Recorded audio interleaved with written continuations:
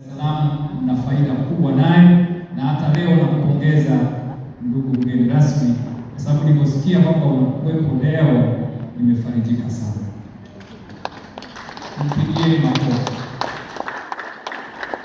Zaidi ya yote, nchi hii inatuhitaji sana, kila mmoja akiwajibika kwenye nafasi yake.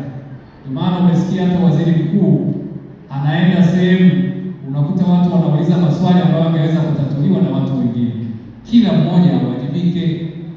Tukiwajibika hasa kwa kuhakikisha usalama wa wenzetu, na watu wakiwa salama, manake akili zao zitatulia. Akili kitulia, manake atafikiri vizuri, na hivyo kuongeza tija katika uzalishaji, na hivyo uchumi wa taifa kupanda, tukawa na maisha bora. Kwa hiyo mimi nawaomba sana kwamba isiwe tu leo tumekutana yameisha, lakini tuendelee kushikamana kwa pamoja, na kupitia hadhara hii nikiongea na Watanzania, amani tuitunze. Tutaitunza pale ambapo tutaondosha ukatili katika jamii, tutawathamini wenzetu, tutawachukulia kama ndugu zetu, na hili litajenga tija na maendeleo endelevu katika nchi hii.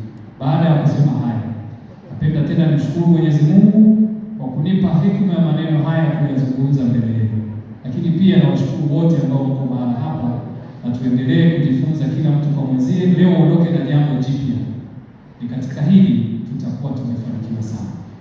Nashukuru sana kwa kusikiliza.